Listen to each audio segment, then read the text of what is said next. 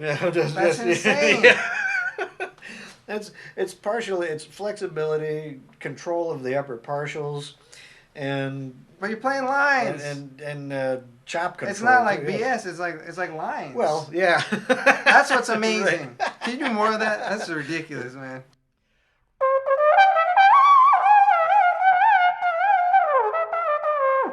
Wow.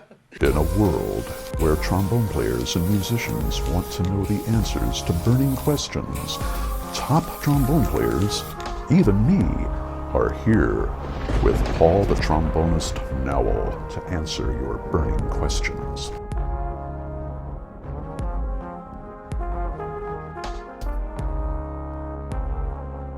We just want to know from doing that how we get to your ridiculous chops. Well, gradually, and I didn't have prohibitive teachers when I was young saying you can't do that. I was like, you want to bet? I just heard Irby Green do it. Yeah. So, yeah, when you're building range, I mean, you want to avoid the bad habits of shifting, using too much pressure. You know, the octave key we joke about. So, That's funny. so we don't want to do I that. see. Yeah. Yeah, we got our own octave key. Never thought about that. Yeah. But so starting out in the seventh again, because we're building from the bottom up when you work with range. Mm-hmm.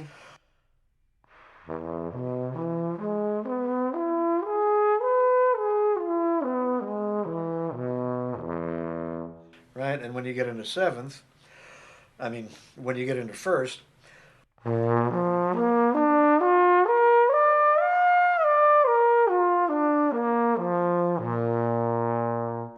and as you add more degrees of the triad,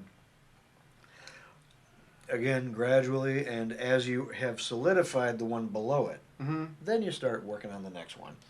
But the point is, the more you have available to you, the more dependable you'll be on whatever is thrown in front of you.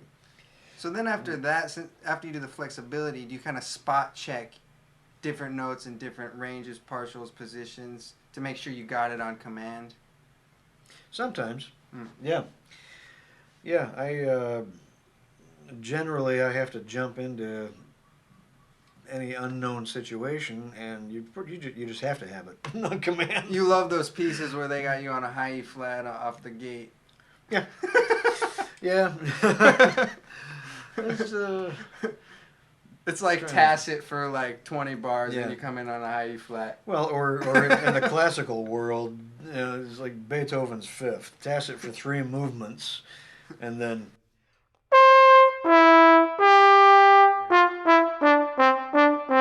Right, come in cold on the C. Of course, that first part was played on alto trombone originally, but Mhm. but So you always play C in third then, for the most part? I like it out there. Sometimes I'll do it in long first because again it's sharp in first, but.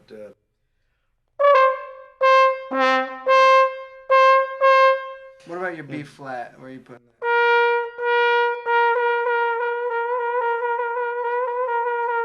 that? Generally, I put the B flat in first, although in the course of a line, I mean, I'll use it as a passing line going out of the C, do it in third sometimes. So you have the freedom now because you've Yeah. practiced those flexibilities like that, so you got a lot of choices. Exactly. Yeah. Yeah. I mean, that's what it's about. Getting command of every inch of the horn makes it available to you, and then you got choices. You got alternate positions, and you're not stuck going.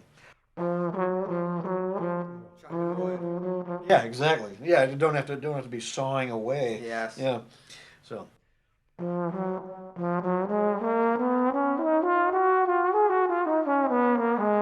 Right. I'm out here. That's G flat major scale. Yeah, and it sounds just Yeah. as comfortable as the standard position, whatever. And I think my favorite place to play that F is right here. It's like short fourth position. Uh-huh. I love F right there because you're right in the middle. You can go anywhere. Ah.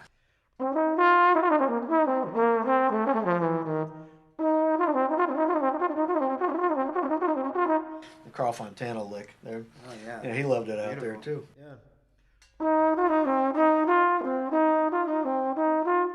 That's the Carl Fontana thing slowed down. You know, so he's just very little movement of the slide, but it's a lot of flexibility, which a lot of those guys had command of, and that's what made what they did sound so effortless and easy.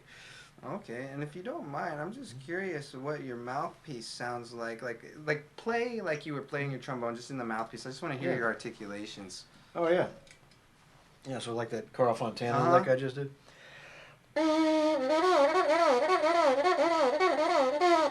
Yeah, so I'm not tonguing every note. Bobby I o do did and daddy oo and da. Bobby doo doo did and daddy doo and da.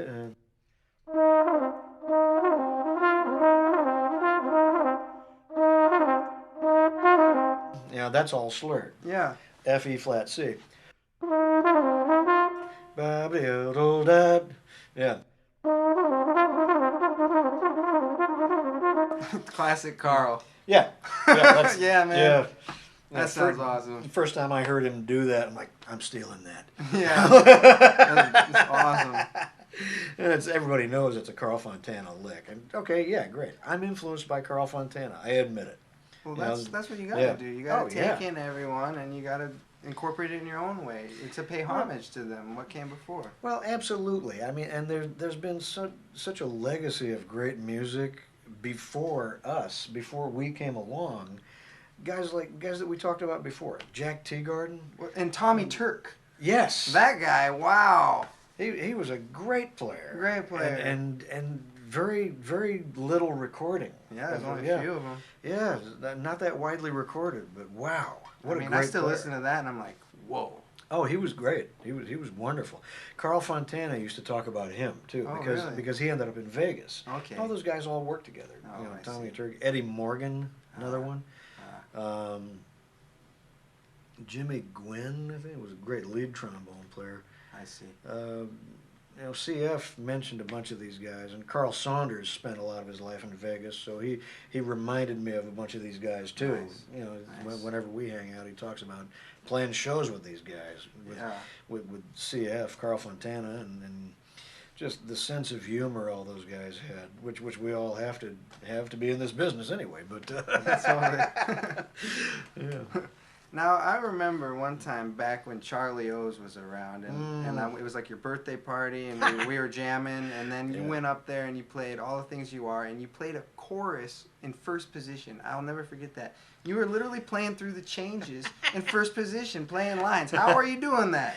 I think that was Carl was sitting in. Carl Saunders was sitting in, so to goof on him, I was playing everything in first position and mimicking valves. How are you doing I mean, that?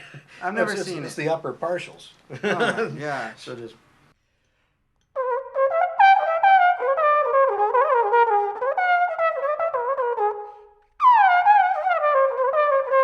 Yeah, That's insane. Yeah. It's partially it's flexibility, control of the upper partials, and But you're playing lines. and chop control. It's not like too, yeah. BS. It's like lines. Well, yeah. That's what's amazing. Can you do more of that? That's ridiculous, man.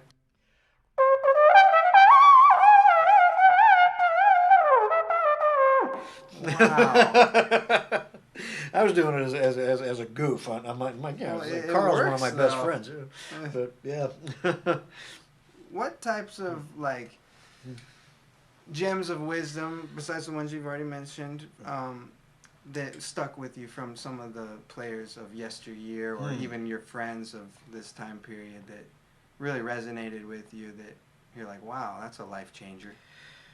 Well, there've been a few of those. The first really big life-changing moment that I had in music, after I had already started playing. Well, you know, okay, I'll go back to the beginning. Okay. Because when I was 7 or 8 years old, I got into my dad's record collection. You know, the kids around me in school were all listening to the Beatles, the Who, and I could care less about that. I'm sorry for any rock and roll fans out there, but I got into my dad's record collection. It was a bunch of big band stuff, swing music. Yeah. So I discovered these great bands.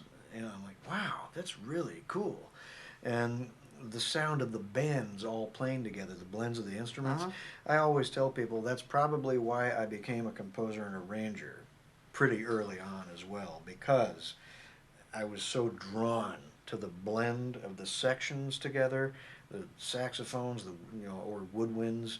Back then it was only clarinets, but and then later on came the flutes and the other doubles. But the trombone section, trumpets, and rhythm, just the sound that happened when all of these different groups of instruments came together. Yeah, it's an impact that is like nothing else.